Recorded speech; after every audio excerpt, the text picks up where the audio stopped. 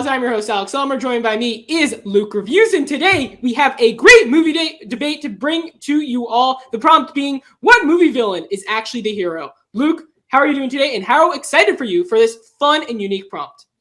I'm doing great. These creative prompts are really the most interesting ones. It means people have to really dig deep to find their answers. I was looking before we started, and I was struggling to find something really good. Yeah. So I'm excited to see what our competitors have lined up for us today. We have 4 competitors to bring to you all. First, we have representing the commission, we have Dave. Hey, what's up, gentlemen? Representing the watchers, also, part of his name is Dave, but it's David. You got Dave.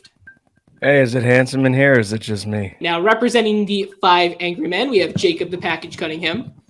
Hey, is it a solid 5 out of 10 in here, or is it just me? Representing the kitchen, the last of the 4 competitors, Chef Nikita. I was changed midway to a different team. Welcome aboard, Nikita.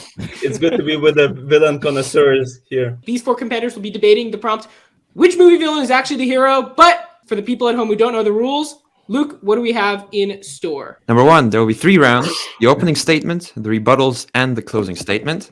There will be a cinema-related prompt in which competitors must find an answer for, which we have today. We will respond to determine who will pick their answer first. Competitors will argue in behalf of their answer and will debate against the other competitors. The judges, us two, will grade each competitor out of 5 points for each round. Decimal points are allowed. The competitor with the most points at the end of the match will be declared the winner. Beautiful wheel, 4 slices, 25% chance for it to land on you, but we'll see what happens here. It's just titillating. I have 1 pick, so I hope I'm first. Jacob, your opening argument, you have 45 seconds. Yes, 45 seconds. Okay, I am going to go with Roy Batty from Blade Runner. One of the all-time classic movie villains, and yes, he's always been known as one of those classic sympathetic sort of movie villains, but he is still known as this sort of menacing villain guy. But I'm here to say that he's not just a sympathetic villain who maybe had good intentions. He is genuinely a hero when you really think about the film from his perspective. He is a revolutionary who led a rebellion to free slaves, because that's what the replicants are. They are beings that were created with thoughts, feelings, hopes, and dreams, and they are being enslaved. And, he has aggressive methods, but sometimes violence is what it takes to win a revolution. And he is here to free his people. And it's more altruistic than anything the hero in the film does. Spin again, slice appears out of nowhere. I cannot remove it from the wheel. I know the crowd at home is hoping for that slice. Please stop saying slice. Great B. Chef Nikita, he was pleading. I decided to pick one of my favorite movies ever, and the villain I picked is Gollum, because he's a very controversial character on its own. He has dual personality, whether it's good or bad at the same time. That alone makes the whole debate about whether he's a hero or a villain. But then he's portrayed as the villain who's leading the hobbits into doom. But at the same time, he is the reason why the ring gets destroyed in the end and the whole world is saved, is because of his actions and his complex personality that always battles within himself. Should he help? Should he not help? And at the end, the villain takes over, but that makes him the hero as well. There's only 1 letter separating these slices, so. And it's the letter D. Brought to you by D's Nuts. All right, David. I looked at a bunch of different options, but I had to double down on it. I'm going with him. He's big, he's beefy, he's purple. His name is Thanos. Okay? It doesn't matter what your thoughts are about what he was trying to do. He was passionate about what he had in store for the entire universe. It wasn't out of anger. It wasn't out of hate. He was trying to make sure that nobody had to suffer the way that he suffered. That's why Thanos is the hero that is painted as a villain and also painted purple. Yeah, I'm glad I got my pick. So I'm going with Johnny Lawrence from The Karate Kid. Very popular choice. But I took some notes as to why I feel this way. So we look at every film protagonist revolves around an outside entity attempting to manipulate the individual from the moment we meet. When we meet John Kreese, it's quite evident that our hero of the film, Johnny Lawrence, is being molded and manipulated by the true villain, which is John Kreese. When we look at Daniel LaRusso consistently has instigated throughout the entire Karate Kid film. When we go where Johnny and Allie with an I are having an argument, something all couples or ex-couples do, Daniel gets involved. He never physically he gets physically confrontational with Johnny. Johnny Lawrence never had that outside source to, like Daniel LaRusso did, to try to put him in, take him on the good side of things. All right, now Luke and I will deliberate about scores. All right, Luke, the first round is over. We got the first arguments. Your very brief thoughts on the round. Good opening round, solid picks from everyone. I think my favorite would have to be Nikita. He raised a very good point about Gollum. Actually, he was the one who destroyed the ring in the end. I hadn't thought about that, but let's see the scores. Nikita playing to his strength of Lord of the Rings. Very smart move. As we get to the scores, we have the chef at 7.9, Dave 7.1, Jacob at 8.3, and David at 6.8 as we head into rebuttals. Good luck, gentlemen. While I do like the Gollum pick, Nikita definitely do. I'm going to counter that. I mean, unless things are different in the book, in Return of the King, he doesn't. The only reason he destroys the ring is technically because he falls in the volcano grabbing the ring, right? He doesn't purposely destroy it. He just accidentally destroys it. So that's my counter there. Thanos, I mean, well, again, another solid pick in terms of the choice, but I mean, do we have to destroy 50% of the people to balance things out? Can't we just like put them somewhere instead of kill them all? Well, then nobody's getting killed. That's the point. Is they just disappear. There's no pain. Well, there's no death. So if he had his way, they'd be so it's just and you can make the argument about like, oh, why not just double up on things? You know, he's worried about them running out of food or water or supplies or whatever they, well, let's just double it. But at that point, then you're just going to continue the sickness. When you take half of the people away, you take half of the creatures away. You're reset. It's a total reset. You're going to do that, but do we have to kill your own daughter? Well, get there. It's not about the daughter even. He kidnapped her, so that's it's not even his daughter. Jacob, unfortunately, I can't even throw any shade at you because I actually like that pick. I mean, for Thanos, for me, is that the guy is always portrayed behind this mask of this, overpopulation crisis, which is, I think, bullshit. And the fact that, snapping people away and that they don't die and they like disappear into thin air, this is masking the murder. Like the guy literally killed half of the universe. And imagine, let's say your mother or your son or your daughter or like your relative disappears, and then it goes out this way. And this is extremely tragic, and it's like completely genocidal. Yeah, but think about all the good things that came from it. Mm-hmm. You gotta look past the murder into all of the benefits that came alongside. So all we really see post snap is just carnage and pain. But in that case, you can defend the Black Plague and Genghis Khan and Hitler and anyone in this. We can do that the next time that they are villains in a movie. We can get up here and defend it. He inspired Tony Stark to make advancements in his suits. Suddenly, he's going from these heavy things that it takes him forever to get into. Now he's got nanotechnology that's building all over that. That stuff wouldn't have happened if Thanos hadn't have done what he did and created that inspiration. All right, so what you're saying is Thanos is the Black Plague, it led to the time travel was invented because of Thanos. Just let's remember that. And so now we have the ability to undo anything that we ever want to, because one man, being a Titan, he's purple, sure, but that's because his heart is beating so fast. He's got high blood pressure because he's so concerned about the well-being of the universe. But what you're saying with Thanos being inspiring people, you're saying he's such a bad villain that he made people have to become even greater heroes. So cool. He's such an incredible force of nature that he requires other people rise up to his level. Absolutely. And I guess just the overpopulation logic is kind of flawed because the Marvel universe, it's such a big universe. They can just do an interstellar and find a new world for people to live on if the world is screwed by overpopulation. And I guess there's a difference between good intentions and intentions that someone thinks are good, because his intentions aren't good. He's doing horrible things. He just thinks he's right. And I think there's a difference there.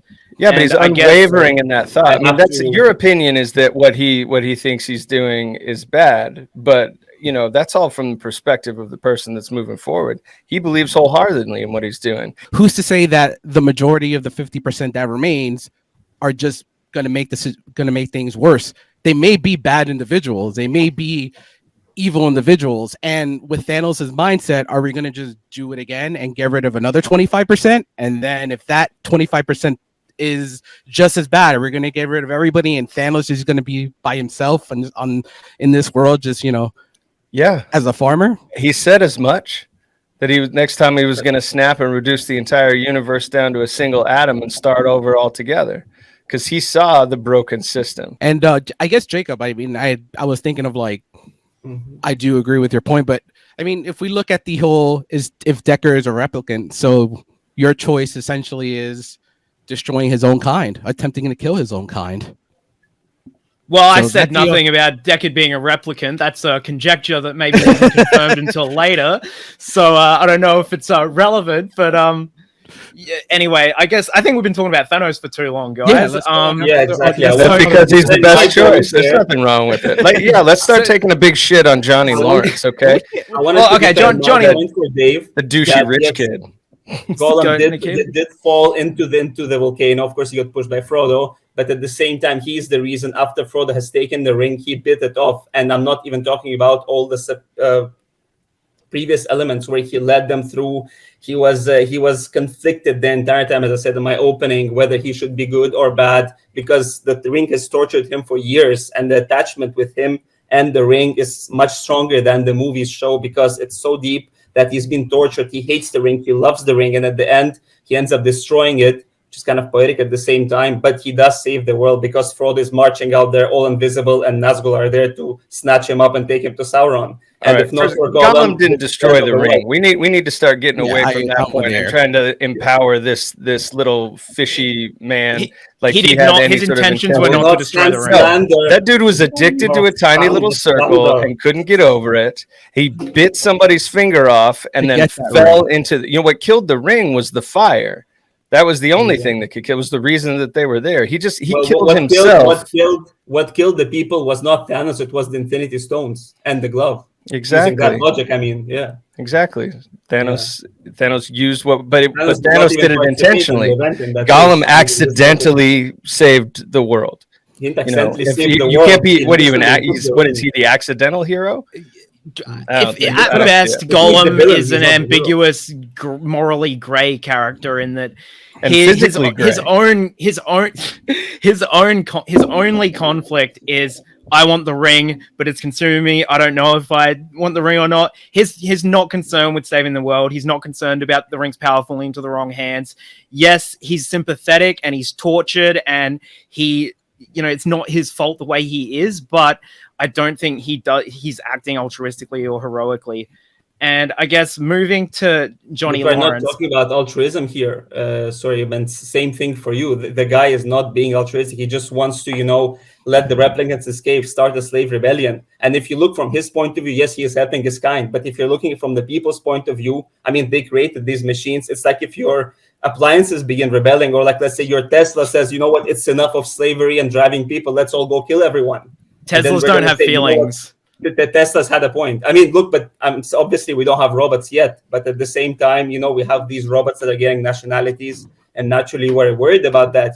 With Lord of the Rings, with Blade Runner, with the Avengers, Infinity War, or Endgame, the other side of the plate where we look at our heroes, I don't feel that any of them have a certain villainous tendency. So when we look at someone like Johnny Lawrence, and we look at the other side of the equation with Daniel LaRusso, like some of the situations where we look at, okay, well, let's just say Kreese was manipulating Johnny Lawrence throughout the entire Karate Kid, and he's classified as a villain. We fast forward to Karate Kid Part 3, where Terry Silver does the same thing to Daniel LaRusso, but we don't remove that hero tag from Daniel LaRusso. We keep the villain tag until Cobra Kai comes a couple of years ago on Johnny Lawrence. The whole beach sequence where Johnny is talking to Ali with an eye about whatever they're talking about, and Daniel intrudes, sucker punches Johnny, and time passes on. And what does Daniel do? He's like, I picked the fight. I got my ass kicked. This guy didn't want anything to do with me. I'm just gonna go learn how to fight when I'm the one that instigated from the first place. It's like taking a knife to a gunfight, getting your ass kicked, and then just instigating it, going to get the gun, and then shooting the other guy out. Being illegally beaten in the tournament. That's what villains do, and that's what Daniel LaRusso did. And one last thought. We look at the scene in the Karate Kid where Johnny's just, we all having a smoke in the bathroom. We all, in high school, we all did our thing, whatever, not picking on anybody. And then Daniel goes into the bathroom stall and just dumps water on him. Saved his life.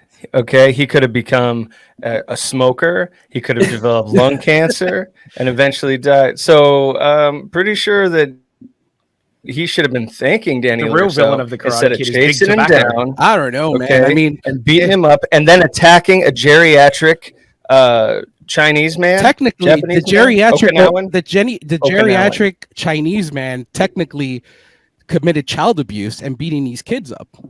So Yeah, but they didn't know he wasn't a geriatric old man, and they were like 5-on-1 he trying looked to like beat he's up like an old 85 man. years old, though.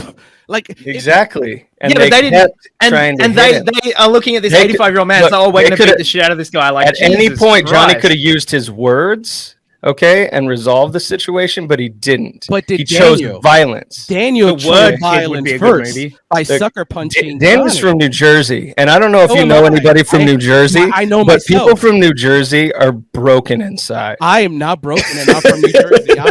I am perfectly okay. Minus the Well, I'm COVID, I'm breaking you. perfectly okay. I don't disagree that like Daniel LaRusso is a villain. He used an illegal move. He did not deserve to win that competition. Mhm. But I know Johnny Lawrence is being manipulated and stuff, but I think we're maybe a bit clouded by Cobra Kai because his redemption arc really does come later. But if he's a hero, then what's so heroic that he does? Dave? Exactly. Oh. He doesn't. He's sympathetic. I don't think he's heroic. Well, the same Being counter could be, sympathetic does well, not the make sa- you a hero. I mean, the same shit. the same counter could be given to all you guys. What heroic things? Out murder, attempting to Freeing Mercy. slaves. biting, The You're ring saying is murder, but fighting it's another- mercy. fighting That's another- what The universe Thanos is was bringing. saved, biting a hobbit's finger off to get what you really want. and saving the world in the process. That's not add lies to the equation. But what advice did the world get saved? Yes, it did. Yeah. Otherwise, It the wasn't. ring is It wasn't gone, the because. ring is It wasn't taken, because of Frodo walks Gollum. out. And I think the other Dave can attest. He mentioned it before. That's not the reason that the ring was destroyed. It was a giant lava pit that he accidentally fell into. It literally changed the course of history. You should not focus on the semantics here. We're talking about what did your guy do there that made him a Hey, hero. don't be anti-Semitic, okay? All right. Oh well, okay. If we look at even in the most simplistic manner, because remember, like your films are more grounded in fantasy. Mine's more. It's teenagers in a karate tournament in LA or California. No, whatever. that's way more fantasy because he lives in Reseda, yet he rode his bike to the beach. Come on, all right. There's no always way the- that's happening. That's a 3-hour bike ride through Malibu. There's always geographical issues in all movies. That's not his fault. But if we're looking at a true heroic act, even in defeat, after being manipulated by Kreese, in defeat, illegally beaten, Johnny at the end of the Karate Kid takes the trophy and says, "Here, Daniel, it's yours." That's course. that's a heroic Because act he's to trying to do get it. Elizabeth's shoe back. He's just trying to stunt for the lady. I mean, That's the whole and it worked too because she was gone the next movie. with Ali with She an was eye. like bounce. Like Johnny has to deal with her and Daniel LaRusso because Allie with an eye. Let's not get started with her. She basically is playing both sides of field and using our host's favorite words, using them as side pieces. And then we look at Cobra Kai. She's doing the same exact thing. Slavery is wrong. These are thinking beings that are not too far removed from humans. And yeah, sure, most people wouldn't think that what he's doing is heroic, but every rebellion has to start somewhere. And I think history will prove Roy Batty right. But these beings are beyond humans. That's the thing. It's not like Spartacus rebelling against the Romans, where it's a noble thing to fight against the imperialism. It's a different story. It's like All right. it's a yep. So that's going to do it. All right. So now scores will be formulated.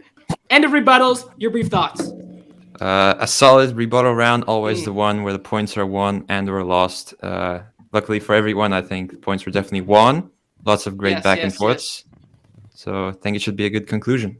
Of course. So the scores as of right now: the chef at 15.5, Dave at 14.9, Jacob at 16.4, and David at the bottom at 14.8. But still have points on the board. Final round. Well, you guys love to put me at the bottom, probably because I've got I'm like the solid foundation. So let's go. The point I want to make, my closing argument point, is I want you to look at how peaceful Earth was 5 years after the snap. Everything that Thanos said would happen happened. There was no war. Everybody's working through their stuff. Nature was winning. There's humpback whales in the Hudson. Okay, nature was healing itself because the plague of humanity had been cut down to the level it needed to be. And I can only assume that that was also happening in other galaxies and other planets with other species, with other alien life forms. The film itself, Movie Karate Kid Part 2, actually shows a sequence in the opening where a little bit of a redemption is made, where he stands up to Kreese and has that heroic moment. But do any of your characters have a follow-up hit series on Netflix about this exact character being the real hero of your series, and the man or the kid that you thought was the hero is nothing but a conniving car salesman? No, the answer is no. But Johnny Lawrence does have that. Since the first encounter between Gollum and Sam and Frodo, he tries to kill them. Repeatedly, after that, he tries to save them as he's conflicted between the good side and the bad side within his mind. He pulls them from danger. He prevents them from being captured or caught. And then later, he betrays Sam, so he's sent away. Then he feeds Frodo to Shelob the spider, so he gets killed and he can take the ring. And then in the end, he ultimately stops Frodo from leaving after he takes the ring and gets completely lost and is on his way to end the world. And yet Gollum jumps up out of his selfish needs, of course, to get the ring, and then he falls into the volcano and ultimately destroys the ring. Yes, he did not dive there, because he's the villain at the end of the day, and it would be too simple for that. I'd say what separates Roy Batty from any of the other picks is that he's the only one who actually helped people, and not just his own people, the replicants that he saved. All he did was kill a couple corporate drones to get that. And what the main person he helped actually was Deckard, because what I haven't even mentioned yet is that he spares Deckard's life. He saves Deckard's life at the end of the film. And this isn't just a one-off gesture. What it does is it creates a change in Deckard. It makes Deckard change his profession, see the replicants as people, and eventually work toward being a force of good. So he actually created a positive change in the world. All right, so now we will discuss scores. We have the final scores. There has been a cumulative winner. Thoughts on the final round? Absolutely sensational performance from everyone in the final round. Everyone bringing together their arguments and making some new points somewhere where they can, just to bump their score up a little more with the judges. So let's see how they did. Yes. And your winner, Jacob the Package Cunningham, for his defense of Roy Batty from Blade Runner. Jacob, you won, the final score being 24.6 to 23 to 22.9 to 22.7. Your final thoughts on your performance? Oh, thanks, guys.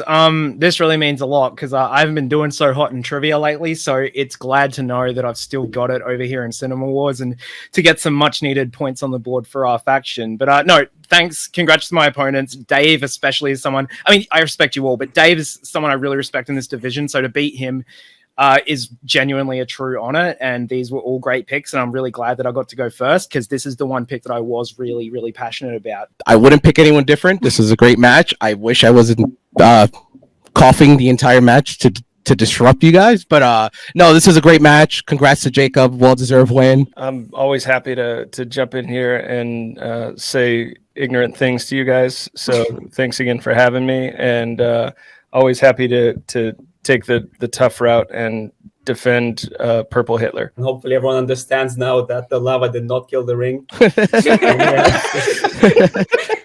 I was about to ask if we changed your mind, Nikita, after the match, but it looks like you're still on that. Change my mind? Me about making the rings? That mind is dead forever. Nothing will ever change anything. That's my mind has been made up. All right, Luke. Match is over. We got our answer. Roy Batty. We should change, I think he's on AFI's list for top villains. You might have to correct me there, but I think he is. So we might have to change that listing to, the best heroes. I don't know. I didn't know there was a list for best villains from the AFI. Jacob came up on top. Your thoughts on the picks? And if there wasn't any that were picked, is there any that came up in your mind? Well, we were discussing before match, and I think we both agree wholeheartedly that Billy Zane's character in Titanic, he is the hero of his story and that movie. But solid picks all around. Again, I said Gollum, probably the most out there one that I wouldn't have thought of. Make sure to hit that thumbs up button. Comment down below your thoughts on the arguments, if there were any that weren't picked that you would have specifically picked for this fun prompt. Subscribe to the channel. Follow all the individuals in this match on their respective accounts. Links for those will be down in the description below. And as always, ciao.